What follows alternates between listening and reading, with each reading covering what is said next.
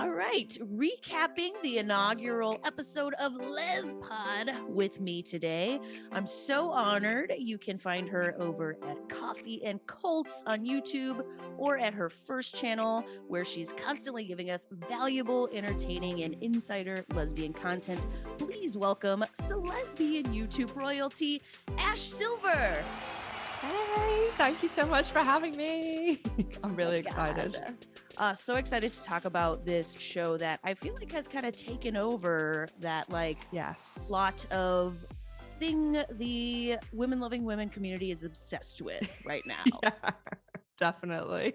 Like, I've seen two reactions. I've seen this is amazing and it's the best, and I've seen it's kind of cheesy CGI, but it's the best.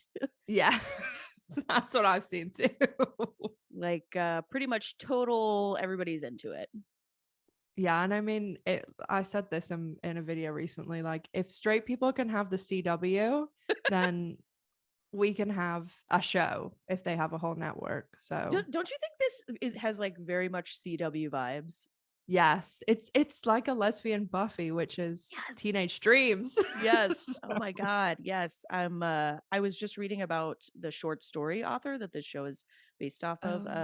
It's V.E. Schwab.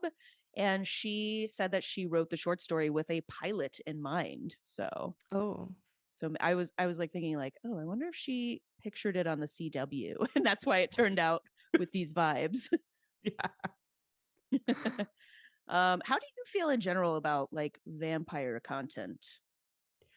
I absolutely was obsessed with Buffy. Like it was my number one show. And when I was about 16, I actually used to work a lot of those cons, like did promotion for them. So I got to hang out with like a lot of the cast. So I just always, that show just, it automatically transports me back to being like a teenager too. And of course I had a huge crush on Sarah Michelle Gellar. I mean, wait, did you get to hang out with Sarah Michelle Gellar? I met her once, but everybody else literally on the show except her.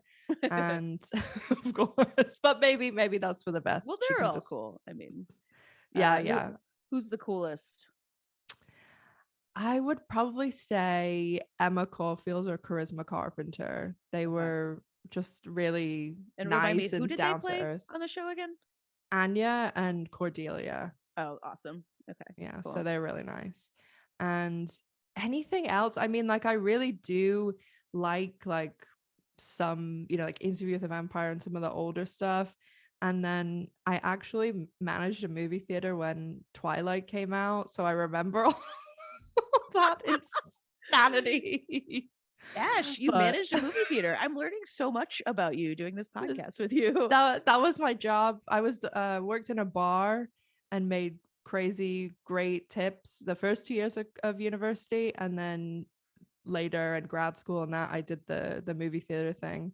So that was the best job I ever had. They were so pro gay, and that was like 2008 2010. So they were awesome. AMC, best movie theater. And nice little AMC shout out. They are not a sponsor. No. But yes. Yeah, I think I'm like not quite as in the vampire world maybe as you are, but I did get sucked in with Twilight. I'm a basic B, and but I will say it's a little gay because I got sucked in while I was playing professional golf. That was like my what I did for a while, because like all the books came out just back to back to back. I discovered him and I was like going to Walmart looking for them, buying the books while I was like traveling through like Kentucky at the time. Oh, that's so cool. And I would stay up all night reading them, and then like not a good idea when you have to play a golf tournament the next day. My priorities were not in order.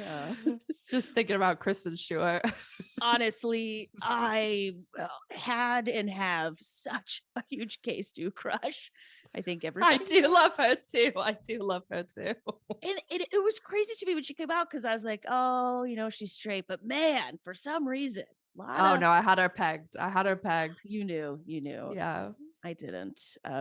She's one of those ones where like I was so into her, and then I was like, I also kind of want to be her. Like, yes. be this like hot, like I'm accidentally hot, It's not on purpose. The ultimate lesbian problem. Do I love her? Or do I want to be her? Exactly. Exactly. Well, let's get into the show a little bit. Great representation. I've been seeing a lot of people commend the show for this. We have interracial couple. We've got two lesbians. We've got a gay best friend. We've got half the show is being narrated and follows this really cool family of black monster fighters, and we get to see Yeah. things through Calliope's perspective. What did you think of that? I did like that, the way that we were able to kind of get to know them in both, the episode was kind of split into two where we're seeing it from both sides. And it just makes the characters in the first episode, getting to know them a bit easier, where they've come from, and then obviously like how their family operates and stuff too. So I did really like that. Yeah, I didn't see it coming, but probably should have, because there was like so many questions as far as doing that whole, okay, first half, it's the same, set of days. We're just going to experience them with one lead character for the first half, and then we're going to experience the same things with the other lead character for the second half. Probably Yeah. should have seen that coming, because I had like so many questions when I was watching the first part of this pilot. Yeah, I thought maybe they might do it like episode, one episode with each character, because with things were very mysterious with like, where is she going, like what is she doing? And I had just known going into the show that obviously she was, the slayer hunter person. So I thought maybe they might leave that till the next episode, but I'm glad the pilot was like self-contained like that, Mhm. where we got to know everyone. And I thought it was we're kind of jumping around all over the place, but hell, this is the inaugural episode. Who cares? I thought it was kind of genius how they ended on a cliffhanger, which I feel like our women loving women shows love to end on cliffhangers, but Yes. of course I was like, I hadn't quite gathered my thoughts, and then I was like, well, I just immediately have to watch the next episode. Yes. And I do think that that was the sort of, we want people to binge this, or, not just watch one and they're done. So I do think that was great too. What are your thoughts on that? Do you prefer weekly releases or shows that throw them all out at once, like The Wilds, like this show? I, in my heart of hearts, probably would say I'm one of those binge people. Like, I started like I was talking about binge watching TV in the 90s, but I just do think for marketing purposes and things like that, that's a sort of area I work in my real life. And I think that HBO really have the absolute best formula, where they release 3 episodes, you kind of are like, oh yes, I'm into it. I can get those 3 episodes and know where we're at the season, know where we're going, get kind of the pacing and storyline. And then you have to wait week by week, because shows like Stranger Things, where they drop everything at once, it's so, everybody's so excited and they talk about it and it's all over Twitter, but within like 2 weeks it's dead. Yep. So Nobody's talking about The Wilds anymore. no. I almost want to say, even with Stranger Things, that's beginning to die out a little bit. I don't know when it was released, a few weeks ago, I think. Yeah. I think it's Um, only with Stranger Things, because in like 20 days or something, the 2 episodes that are like 3 hours long are coming out. So people are getting oh, excited for I that didn't even again know that they had already. done that. Yeah, but I agree with you totally on the HBO thing. I think I just, and this is a little, I've been covering Gentleman Jack on my YouTube channel, and I've been into Gentleman Jack for what feels like, several months. Mm, And yeah, it's exactly as you said, when they're all released at once, it just, you binge them and then you're like, okay, what's next? yeah. What have you done for me lately? I know. Streaming shows. But pilots are really tough, and I think they did a good job with this opening episode. Yeah, because it's hard to have those, this is this person and this is what they do, and you feel like it's very, exponential expedition. I can't speak expeditional, but then you get, there's so many characters to meet and stuff like that, so they did do a good job kind of bringing everyone out. letting us get to know Yeah, them. we got to know Juliet. Oh, by the way, what do you think of the Romeo and Juliet sort of overlaid over the top of lesbian Buffy? Yeah, I mean, I think it's cute, and it's just one of those things that's just like an added little, oh, that's, I like that, you know. Yeah, like it really, it's like an automatic tension builder, like their families don't hate each other. It's Yeah. not it's even more than that. It's like immediately they want to, like, in Romeo and Juliet they hate each other, but then the murdering is like later on or gradual, right? If my memory Mm, serves me. But yeah, they want to murder each other by nature. yeah. Well, I don't know actually if the vampire family, it seems like spoiler alert, they obviously we see well actually, yeah, I was gonna say they don't automatically, spoiler alert, murder their victims. But the Mm. monster hunting side for sure, they're like, kill them. Yeah. And then I guess like with the whole Romeo Juliet thing, it's how will it end, you know, with everything that's going on there? Like, are they gonna really? Ash, I hadn't even thought of that. Oh my god. Oh, major spoiler alert. Oh my god. I don't know what was going on in my mind that I didn't think about the ending to Romeo and Juliet. Oh, the lesbian community is just gonna go end up in hospitals in droves if they follow that.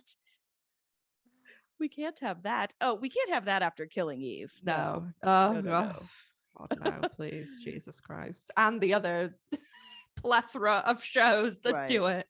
Yeah, that was just the most recent. Okay, so yeah, I really liked the part in the episode where Ben picks Juliet up and they're listening to some Carrie Underwood because Ah, I'm an that was like, Oklahoma girl. yes, that was like high school. That was when I was in high school, that song. I Did you remember ever get that. picked up by friends and they would have the music blasting and you would like, it was a Jeep and you would like jump the you wouldn't even have to open the door and you guys would be wearing your sunglasses and it would be like best friends going to high school in a Jeep. My girlfriend picked me up every day in a Jeep. What? No. You're Yes. kidding. A literal Jeep. Ash, Literal, the brand Jeep. you're living the dream. Now The this is your lesbian like dream. your girlfriend picked you up every day. Wow, that's like so romantic. Yeah, my high school and university girlfriend. Yeah. Wow. And also lucky that you had a Yeah, ride. I moved to Florida, and the first person I met was unbeknownst to me at the time, a lesbian, and then we started dating. And you were like, I don't even have to drive to school either. No. Great. Oh, I love it. Okay, so what do you think of the blood pills? Of Juliet has decided she morally she can't do the sucking the blood thing, or she's gonna try to delay it, or I don't know. She's just not okay with it. She's taking blood pills. Yeah, I thought this was interesting, and it kind of is like a clever way to stretch that kind of morality thing out, because if in the first episode, you know, we're seeing her sucking a victim dry, like immediately I think that people may be a bit like, oh, but it kind of keeps the character in the lighter side, I guess, because it just doesn't have her. You think if they, you know, black to opening of the episode, Juliet's just you think fans are like, I don't know, this is too fast, too fast. I knew it was coming, but too fast. You think that would throw people off? Maybe people that aren't lesbians. Okay, that leads me to my next question. How many people are watching the show that aren't lesbians or women loving Three. women? Three. Three. I'm Okay, you joking. have some Yeah, no. personal friends that aren't lesbians watching.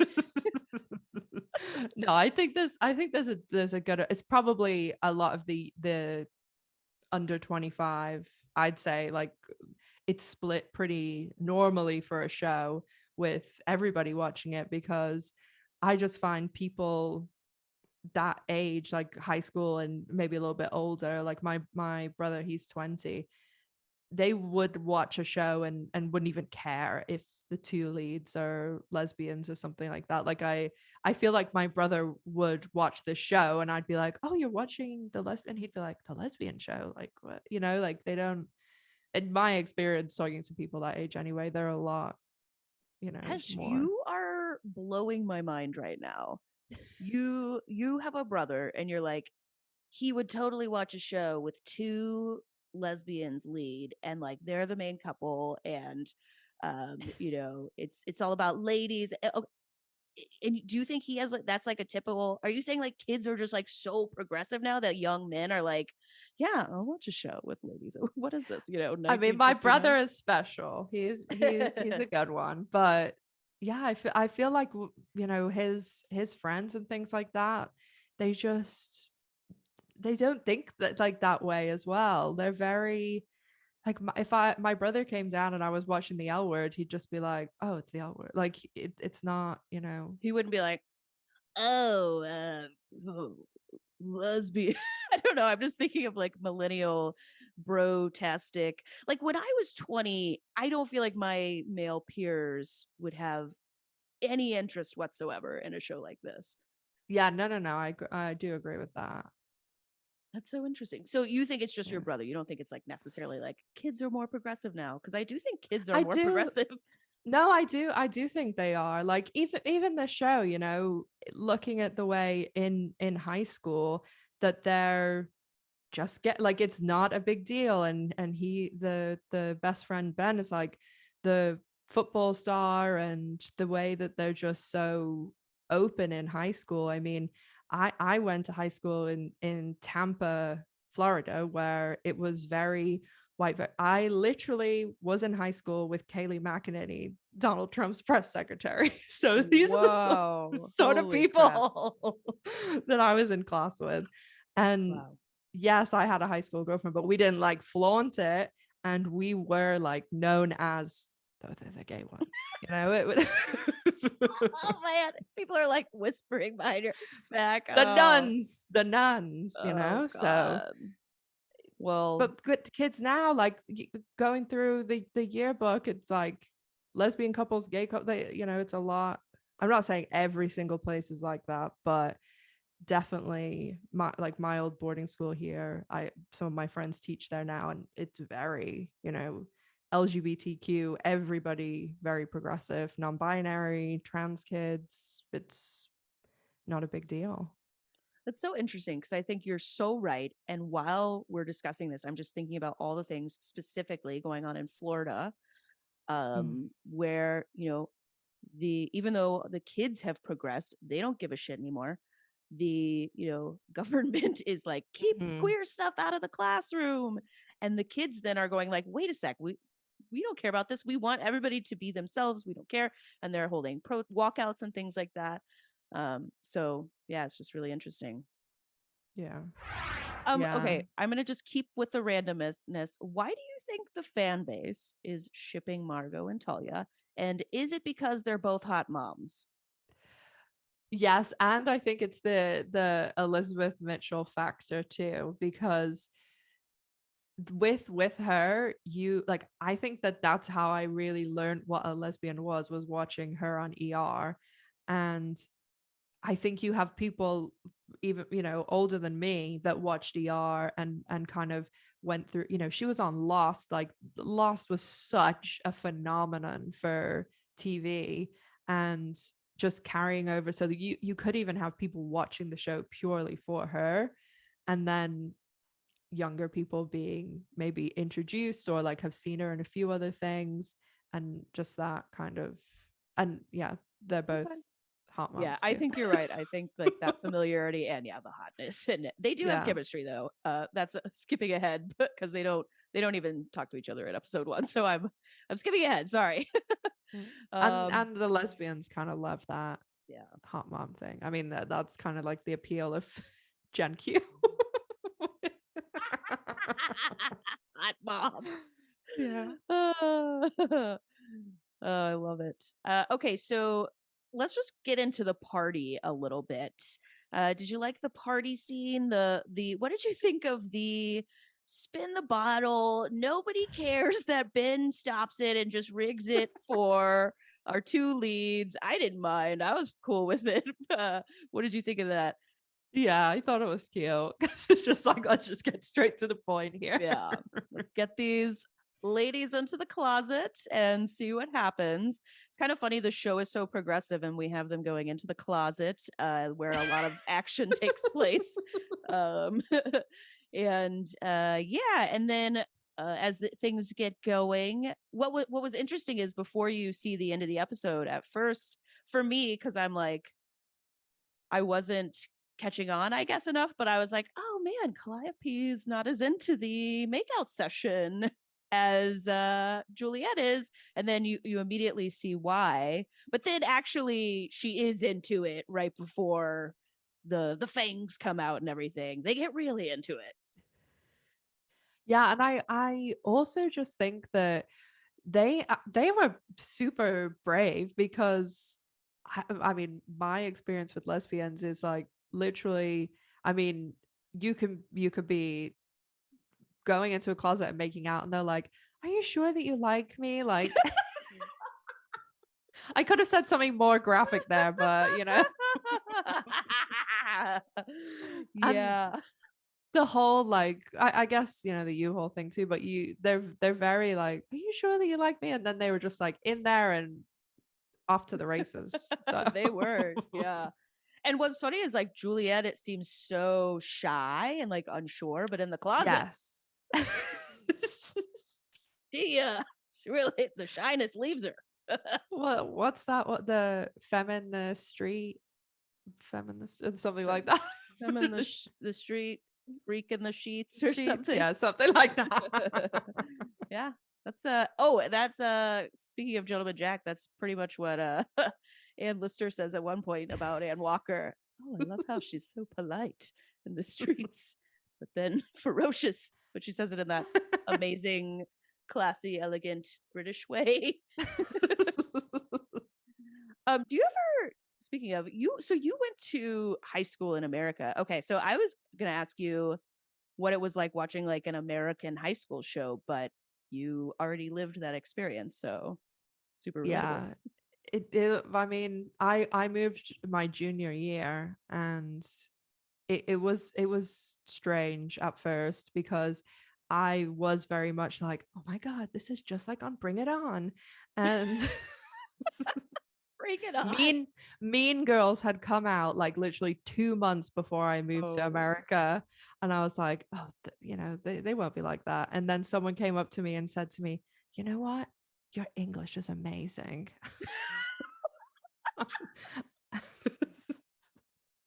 Sincerely? Somebody also asked me what it felt like to have electricity now. Oh, wow. I apologize, Ash. Just I apologize for all past, current, and future Americanism, ethnistics stuff you have to encounter while you're over here, while you were here. Oh, but everyone's so nice, yeah. So give me Just maybe not as much the initial high school people. Okay, so we have the big biting. It seems like Juliet can't help it. Her vampire instincts come out. And then Cal also her instincts come out. She whoosh, right into the chest. And then you're going, well, I know she's not gone because like show over. So, but then we get that. This is oh, you know what? Yeah, so then we go back to the beginning with Cal and we kind of get her background. Okay.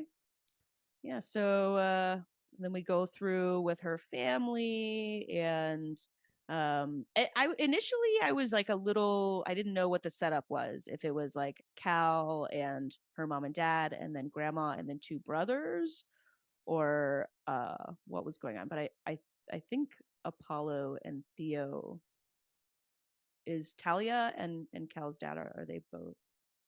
I'm not sure on that. Yeah, I thought when we first went there and they were going like they were putting everything in the van and going out, and just the way that they, because they didn't show the dad, I thought, oh, it's going to be some horrible thing where Cal and the dad were out and she was learning and something happened to the dad. But so I was glad when I saw the Mm-hmm. dad because yeah, Yeah. I was worried there for a minute. Yeah, the chip on Cal's shoulder is related to like, let me grow up and get Mm, my sleigh and all that on. And she's like eager. It seems like Cal's not interested in doing like, being a normal kid. She's like, I'm a badass and I want to show that I can help slay these monsters. yeah. What do you think that they're monster hunters and we're calling everybody monsters? Yeah, I was wondering too before we saw like the ghouls and stuff, like what sort, because it's very like not just vampires, like Right. there's lots of other stuff. So my sort of question was, I'm assuming with the vampires, like they were people, or but those ghoul things and then some of the other things we saw in the brothers flashbacks, I wonder kind of what extent of monster depth we're dealing with here, Well, because to there me, was a that's the lot. part that's the most similar to Buffy is like there's just this whole the possibilities are unlimited. Yeah. Could Yeah. be Yeah, I guess anything. that's true. That was if there was any critique, it was people saying that the CGI was a Yeah. little lacking. Which Yeah, I mean, I remember with Buffy too. And again, this is like 97 to 2004, 2003, and they would that when they would dust one of the vampires, it was like $80,000 or something just to do that one dusting. And again, it was the 90s, but those are the sort of levels that you're working with where it's so expensive to do anything. And a lot of those CW shows, like even the quote unquote good ones like the Flash and the superhero ones that have CGI every single episode, like it's not exactly, amazing. But I think when the actors are good, the storyline's good, and yeah, is it a little bit cheesy? Like fine, but I can overlook. I would Mhm. rather poor CGI than a poor storyline or poor actors, so I can live with the Yeah. CGI. Yeah, I was like used to it by the second episode. Yeah, yeah. It was just yeah, it was a given. And then, okay, so Calliope, we see her experience in school. And obviously, we see now in the second half of the episode that she's pretty much not instantly, but it was pretty obvious when Juliet was dropping her blood pills everywhere that I don't know, maybe something was afoot, capturing bees and being like, oh, this isn't bothering me at all. And but Cal immediately picks up that Juliet's a monster and is like, yeah, I know who you are, and I'm gonna get you. Yeah, the fistful of like bright red pills kind of gave it away. But only Cal picks up on it. Nobody else is like, what's that? What? People are oblivious. People are Majority of people are so this is also when I was like in my head about like coming out and stuff like that. I have definitely learned nobody cares. Everybody's in their own head, so everyone else is not even. She could literally be sitting in class with like her fangs out and like attacking someone, and they're like, "Oh, okay." Wait. I think that's if you're a real actual vampire, that's the way to go. Don't hide it. Okay. People are gonna sense you're hiding something. Come into class with your Nalgene bottle filled with blood, stick a straw in it, and when you've got some rolling down your face, just be like, yeah, I'm a vampire. What are you gonna say something to me? Did you have something to say? And you know what? I'm pretty sure there are actually people who drink blood and stuff like that now that we're Oh, working this out. yeah. And the ones that wear it around their neck and stuff, Ooh. there's a lot of celebrities who do that. That's intense. That's really intense. Oh. Yeah. My wife and I, we're just so basic bees. We're just, No blood around your neck. yeah, we don't do any blood stuff. We're just so Oh, how boring. boring. Okay. And then we get back to the closet. And that's episode one. With it ends on that cliffhanger where you're like, ah, I have to go on to the next episode. We already talked about how much I loved that. I thought it was genius. Um, yeah, what are your thoughts on the opening episode? What would you give it? A plus? Yeah, on like, you know, CW scales, I think that there's not too much you can fault. Like, okay, there's minor things here, like the CGI and like silly little things, but overall, I thought pretty much everything was good. Like, especially the cast, I think was really good. They were all really well cast, and everyone's performance was good, believable. The one thing also is that especially the leads and even, you know, the best friend, the brothers, they're all believable as high school students. They're not like on the CW, it's like 40-year-old men. Like, but Oh, yes. they, like they definitely seem like high school kids. You can And look them up sometimes. They are 40. Yeah. Literally. You're so right. They and all look like high school kids. And I didn't mention that I like that little I felt like it was kind of like a les culture, very true to story thing where Cal's best friend is her ex-girlfriend. yeah. And and actually that was really believable too, because they move around a lot, and so Mhm. she everything makes sense. Like you said, they move around a lot, so that's why she's like kind of still maintained this close relationship with her ex, also because that's what we do. In Yeah. our community, we can't It's our just, culture. yeah, it's a part of us. And then yeah, and that also kind of explains why maybe she's like a little bit of a loner at school. Maybe she's like, why would I invest? We're just gonna move again in a few months. So you're totally great point that everybody's really believable. The acting is really good. I thought that um what was it, Sarah, let's see, Hook, Sarah Catherine Hook, I thought she's doing a really good job. I was like a little harsh on her in my YouTube video, and I was getting a little bit of and I agree, I was a little harsh. I think at the beginning, I was ready to get to I was just kind of ready to get to the story. It's understandable to be in high school and to be like, and then you're a vampire also, so you're gonna be really really K Stewie. But I really thought she's come into that role towards the end of the episode, especially. Yeah, yeah. And then yeah, we have Imani Lewis killing it as Calliope. Love that name. Elizabeth Mitchell, of course, didn't get too much of the family. It was mostly our two Mm. leads in the pilot episode, which makes sense. Yeah. And also I found it believable that Cal was like a monster hunter. Like, she when she was doing that bit of like martial arts and stuff, like it, you know, sometimes with actors, it you can tell straight away it's like not them, it's a stunt double. And I feel like she had like a confidence about her that it did seem natural, it did seem believable, instead of just, oh, I'm gonna do this because someone's directing me to. Totally agree. Yeah, I wonder if she's doing a lot of her own stuff, because you're right. It looks really realistic. Yeah, I remember Sarah Michelle Gellar did like a lot of, like, she is like a black belt in Taekwondo, like over the course of Buffy. It's a Wow, lot to take on the stunts, but that's I awesome. don't think they're gonna be crazy with it in this show. All right. Well, we've got the pilot episode down. We've got the rest of the Ooh, season to go.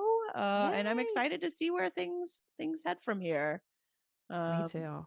yeah, and like I said, we hopefully we get that season 2 announcement pretty soon. Yes, it Oh, could also be done already, but they just haven't announced it yet. So no, they're hopefully that. always making us wait. What did you think? I thought it was interesting that like Emma Roberts is the producer of this. Um, I don't know why I found Yeah, that interesting, but I just did. I I don't know whether that, you know, the way sometimes there's, you just put money in and you're produced. Like, I wonder how Oh, she's not involved like she a got is. it. But I will say I have seen her be a producer on something else.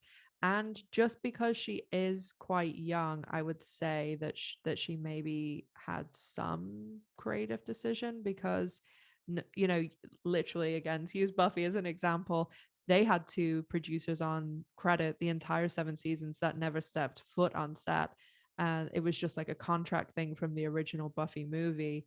Or you have people that have just put money in and, you know, they want to make money from the show. Hmm. It's but it is, you know, a quite a pinnacle thing that if you've worked really hard, like when you get to be a producer, that's when the real money comes in. So it's definitely interesting because she is, I think she's only like in her late 20s, isn't she? Early 30s. She seems pretty young. Let me see. 91. Yeah, she's 31. She's Yeah, 31 years old. She was born in 31. Yeah. 91. Mm. So, okay. But she's kind of like a nepotism baby too. Right. She's Julia Roberts' niece and a bunch of other famous people. Her dad, yeah, her dad is Eric Robert. He's Shane's dad. Shane's dad's her dad. Oh, I did not Mm. make that connection. Mm. I honestly can't remember what Shane's dad looks like. What was he in? Like a few episodes? Yeah, he's also the villain in Batman, the Heath Ledger one. I'm Googling him right now. Oh, this dude's super famous. Yeah, yeah. He's one of those ones that you don't think of, but when you see him all the time and stuff. Yeah. All right. Well, I think that concludes the pilot. Any other thoughts on the pilot or the show? No, I'm excited, and thanks so much for having me. So Yeah, fun. thank you so much for coming on. And make sure everybody you go check out Ash Silver on YouTube. Ash is on Twitter, Instagram. Ash has this other awesome channel called Coffee and Cults. And you're covering just Elizabeth Holmes and doing all kinds of really cool videos, breaking stuff down, like cult type stuff. If you're into that stuff, you're going to love Ash's other channel, Coffee and Cults. Anything else I can you want to throw out there?